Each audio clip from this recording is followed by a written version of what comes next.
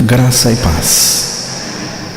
Vamos abrir a palavra no Evangelho de Marcos, capítulo 8, verso 34.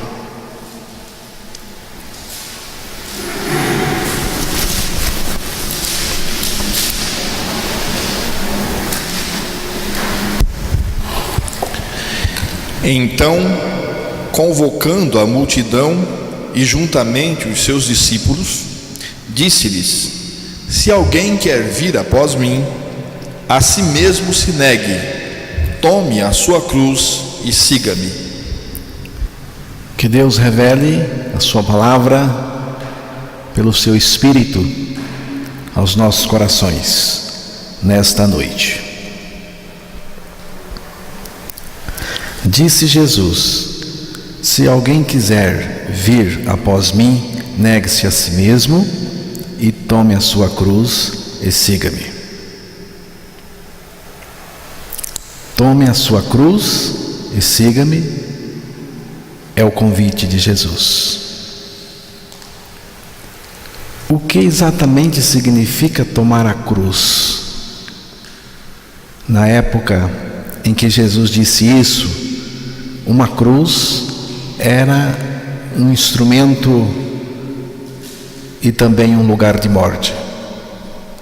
Tomar a cruz é morte, a morte de Cristo e a nossa morte em Cristo.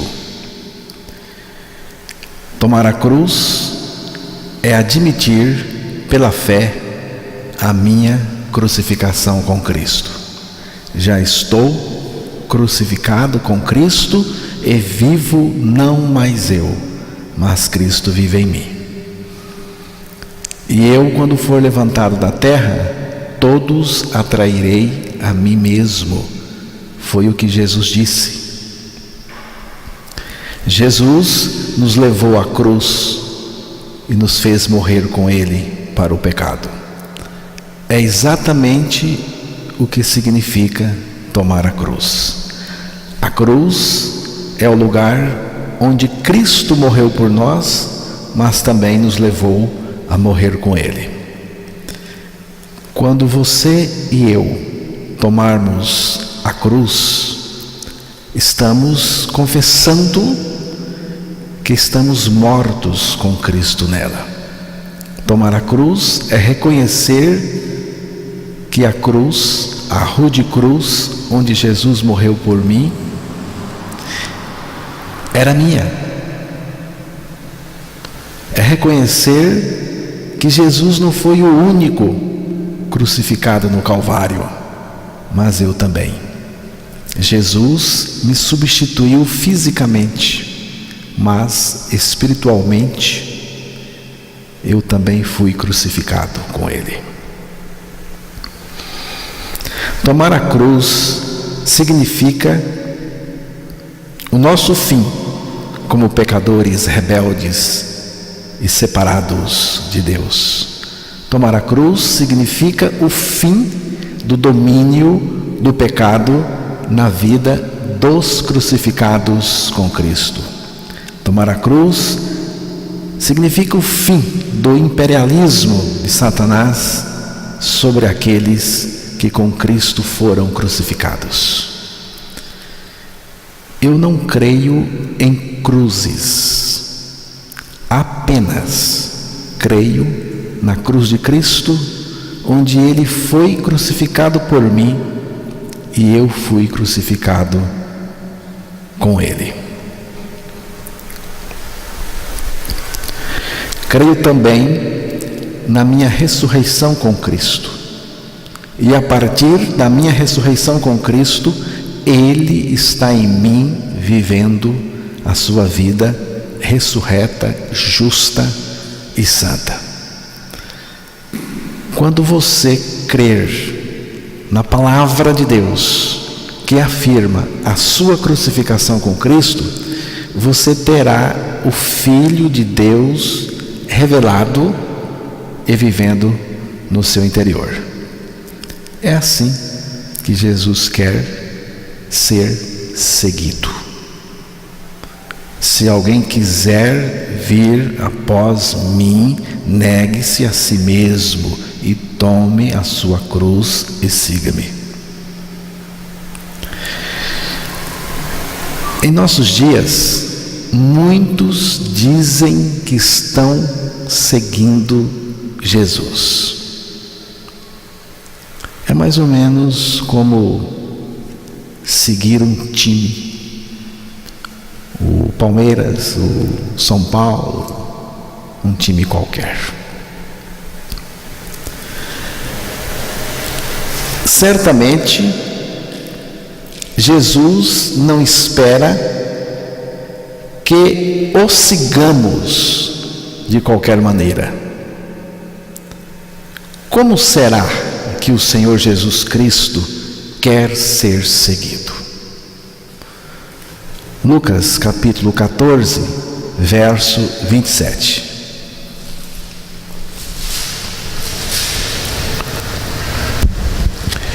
E qualquer que não tomar a sua cruz e vier após mim, não pode ser meu discípulo.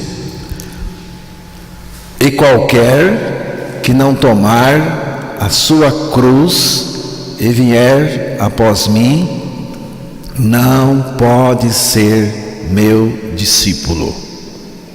Foi o que Jesus disse. Esta é a maneira pela qual Jesus aceita ser seguido.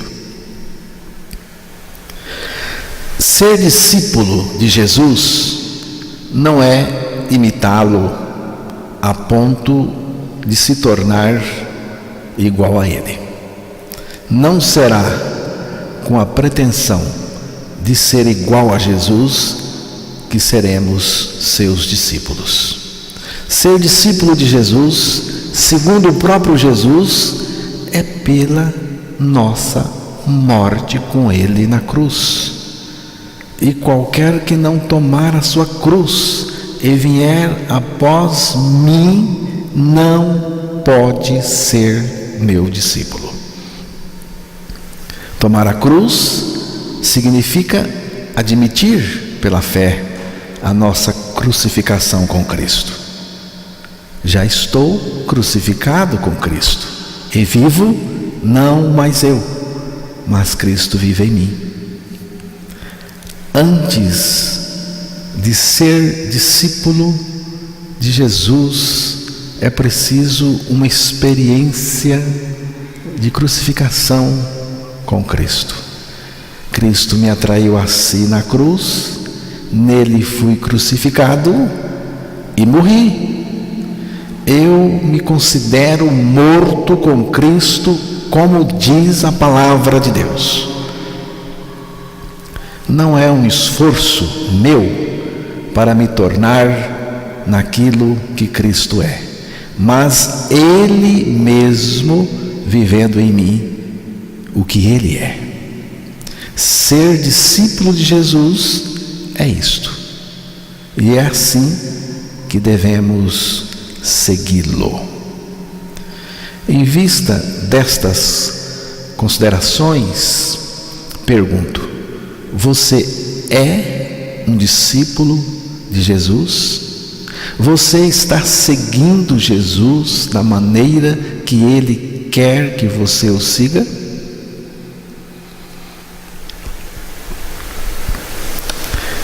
Muitos seguem Jesus externamente, superficialmente, por diversos motivos, intenções,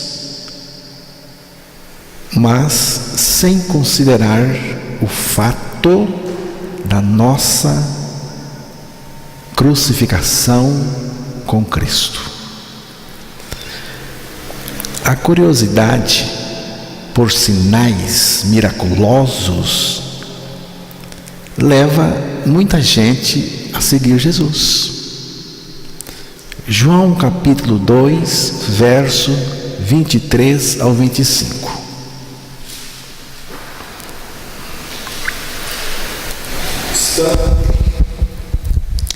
Estando ele em Jerusalém durante a festa de Páscoa, Muitos, vendo os sinais que ele fazia, creram no seu nome, mas o próprio Jesus não se confiava a eles, porque os conhecia a todos, e não precisava de que alguém lhe desse testemunho a respeito do homem, porque ele mesmo sabia o que era a natureza humana. Essas pessoas mencionadas por Jesus Cristo no texto eram crentes em sinais. Mas o detalhe importante aqui é que Jesus olhou para dentro deles e viu lá, no interior deles, a velha natureza. Tem muita gente que crê em sinais, mas não crê na obra do Evangelho que muda a nossa natureza. Tem gente assim, uma fé de arromba, crê em sinais, mas não crê no novo nascimento, não crê que Deus pode mudar a natureza dele. A fé no Evangelho muda a nossa natureza. Se não muda a natureza continua no interior da pessoa, e essa fé é uma fé espúria, vã. Tem muita gente que crê em sinais, mas não crê na obra do Evangelho que muda a nossa natureza. O ser humano é naturalmente curioso. E o diabo sabe disso e atua nessa área humana. Quer ver a igreja crescer, encher? Quer ver a igreja crescer? Pregue sobre sinais, curandeirismo, exorcismo e milagrismo. Vem gente de longe para ver o fenômeno. Incrível, irmãos, incrível. Se alguém anunciar que aqui tem uma pessoa endemoniada, pulando, gritando, quebrando, vai encher de gente aqui para ver a façanha do demônio. Mas se a gente anuncia Cristo, se a gente diz que Cristo está aqui, porque Ele mesmo falou que onde estiver 2 ou 3, eu estou aí, não vem ninguém. Incrível, porque o ser humano quer ver sinais, ele tem essa tendência. Vem de longe para ver o fenômeno. Vem para assistir e constatar os fatos. Deus não é constatável, Deus é crido. Deus não é sentido, Deus é crido. As pessoas costumam dizer assim: eu senti a presença de Deus naquela reunião. Sentiu nada, você sentiu os seus próprios sentimentos. Deus não é vento para ser sentido. Sentimento desaparece com a mesma facilidade que apareceu.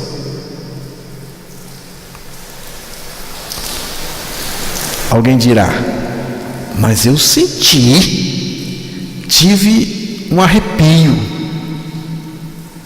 Pois é, até dor de barriga causa arrepio. A fé é produzida pela palavra de Deus no coração da pessoa, para que a pessoa creia na palavra de Deus e somente na palavra de Deus. Acerca do falso profeta,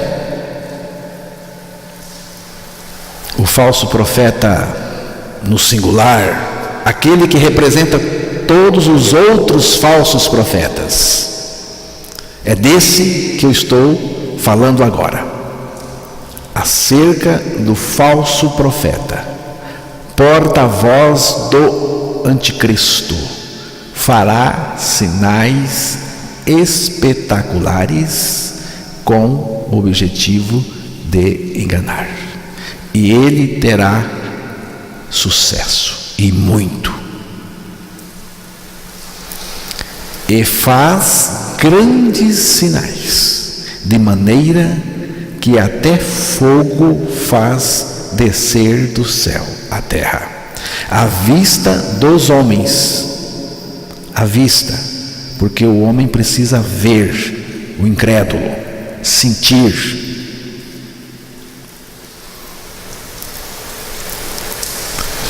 E engana os que habitam na terra com sinais. Você vê? Engana com sinais que lhe foi permitido que fizesse em presença da besta, ou na presença da besta, dizendo aos que habitam na terra que fizessem uma imagem à besta,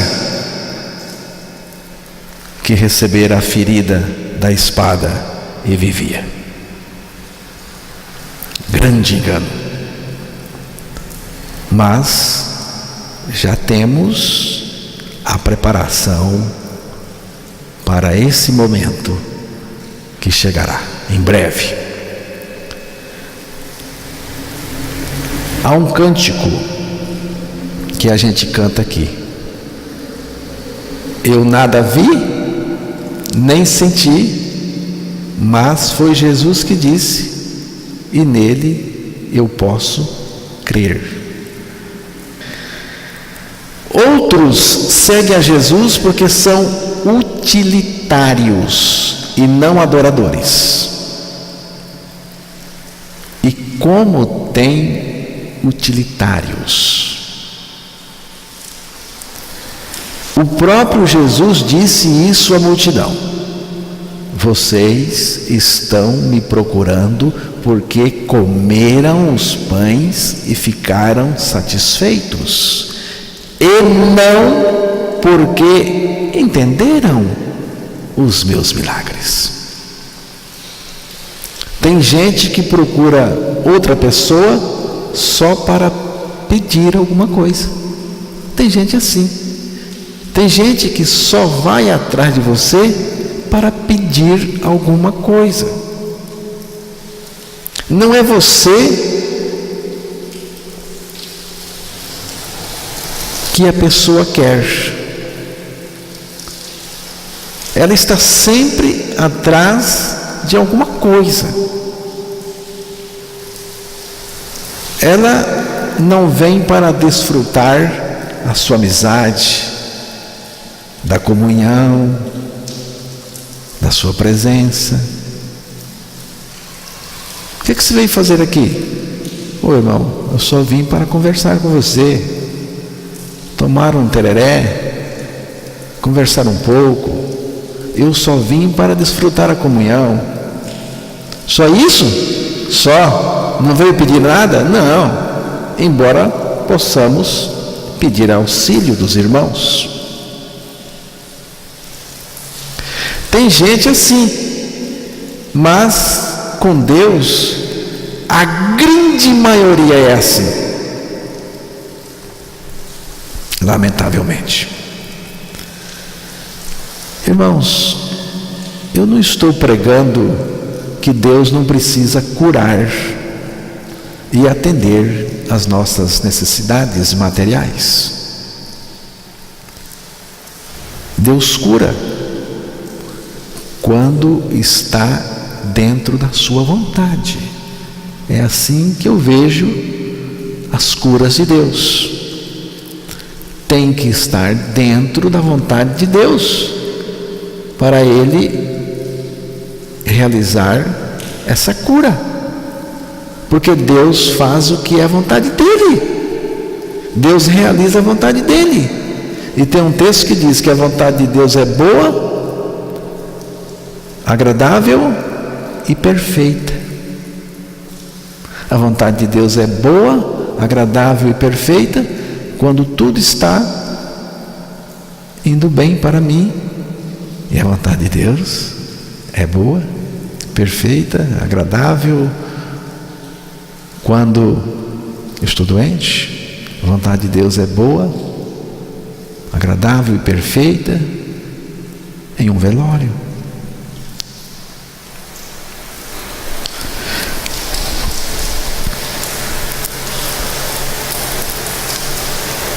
Eu creio em um Deus que cuida, e cuida de uma maneira tão maravilhosa das aves, dos lírios do campo. Deus não iria então cuidar do seu povo? Ele conhece cada uma das nossas necessidades, qualquer uma, qualquer tipo de necessidade, qualquer uma, qualquer tipo, qualquer gênero de necessidade, Deus conhece. Mas aqui a questão é outra. O que está em jogo é a sua motivação em buscar o Senhor Jesus Cristo. Você busca o Senhor por causa dele mesmo, por causa daquilo que ele é, ou por aquilo que ele tem para nos dar, para nos oferecer? Quando nós buscamos a Deus apenas por aquilo que Ele nos dá, nós vamos nos tornando em meros utilitários. E é o que nós estamos vendo com a cristandade. Tem também os seguidores de Jesus Cristo, os seguidores capitalistas. Tem os socialistas, tem os capitalistas também. Tem os seguidores capitalistas, aqueles que seguem a Jesus em troca de capital. Para esses que seguem a Jesus em troca de capital, em troca de alguma coisa, Jesus disse: as raposas têm covis e as aves do céu têm ninhos, mas o Filho do Homem não tem onde repousar a cabeça. Mateus 8, 19 e 20. Você viu onde Jesus mexeu? No ter, no capital. As raposas têm, é uma questão de ter. As aves têm, é uma questão de ter. Vemos aqui a ideia de seguir a Cristo para ter coisas. No âmbito do reino de Deus, o mais importante é ser e não ter. Ser e não ter. É ser o que Deus nos fez em Cristo. Se alguém está em Cristo, é nova criatura. A religião sempre foi um negócio lucrativo. E se você for um pastor brasileiro, as chances de ter coisas e ganhar muito dinheiro são boas. Lógico que tem pastor honesto, pastor liberto, pastor que está interessado em Deus, em Jesus Cristo e no Evangelho. Mas se quer se dar bem, ganhando dinheiro, as chances são boas. Eu nunca vi um povo tão besta para dar tanto dinheiro assim para pastores.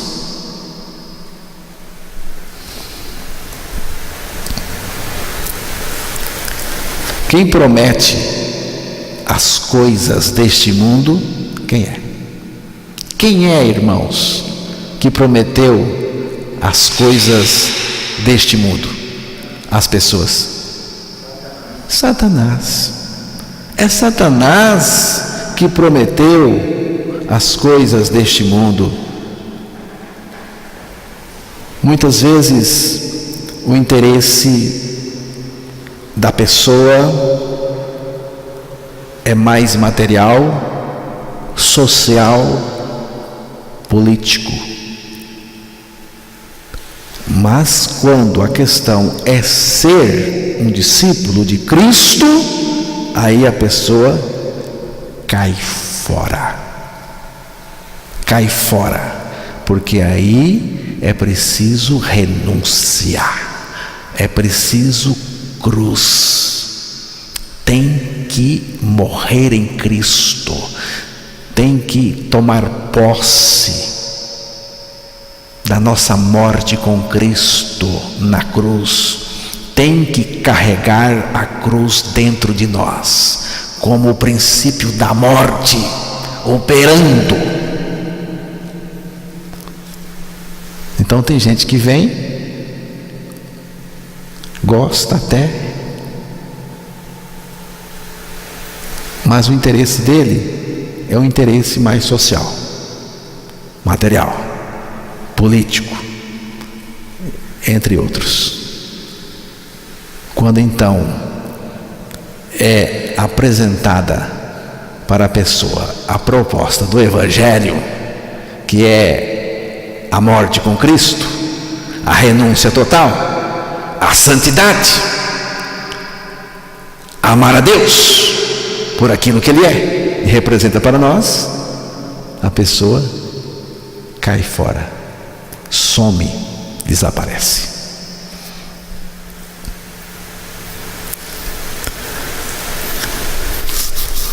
Lucas 14, versos 26 e 27, vamos ler aí para fazermos o encerramento. Se alguém vem a mim e não aborrece a seu pai e mãe, e mulher e filhos, irmãos e irmãs, e ainda a sua própria vida, não pode ser meu discípulo. E qualquer que não tomar a sua cruz e vier após mim, não pode ser meu discípulo. Leia o 25 também. Grandes multidões o acompanhavam, e ele, voltando-se, lhes disse: Jesus começou mostrando no versículo 25 grandes multidões que ia com ele. Multidão, irmãos, mexe com o psiquismo das pessoas. As pessoas acham que com pouca gente não dá para tocar para frente a coisa, né? As pessoas pensam que se tem pouca gente não dá para pregar o Evangelho, não dá para cultuar a Deus, não dá para ser o que Deus diz que temos que ser na palavra. Mas é o que acham. Se tem multidão, a primeira coisa que passa pela cabeça é que está dando certo, né? Aquela igreja tem tanta gente, então deu certo, Deus está operando. Muitos pastores ficam fascinados por multidão. Muita gente gera prestígio e uma sensação de realização e sucesso. Nós gostamos de muita gente, porque muita gente dá status. Mas Jesus não está preocupado com as multidões que o seguiam. Ele está preocupado com discípulo, com indivíduo. Jesus focalizou o indivíduo quando disse: ser alguém. Alguém não é a multidão, é um indivíduo que Jesus quer fazer dele um discípulo. Alguém é uma pessoa que Jesus está atrás. E se Jesus está atrás de alguém, ele vai pegar, não escapa dele.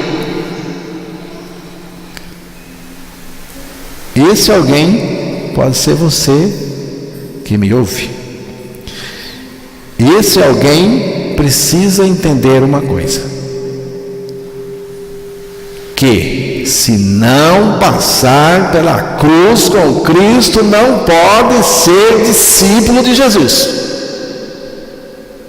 Já estou crucificado com Cristo, e vivo não mais eu, mas Cristo vive em mim. É assim, irmãos, é assim. Depois você estuda como que Jesus tratava com as multidões. É interessante. Ele não ficava inchado, não. Ele não ficava assim: ai meu Deus, agora sim, agora vai dar certo, olha tanta gente. Não. Era assim, ó. Quando a multidão chegava e rodeava, que ele via olhar para cá, multidões, ele saía de fininho, ó. Procurava Jesus, cadê ele? Sumia. Quando a multidão arrochava nele, ele escapulia, ó, desaparecia. Porque multidão não mexia no psiquismo dele, não. Jesus veio para salvar indivíduos, pessoas. Onde estiver uma pessoa, ele vai.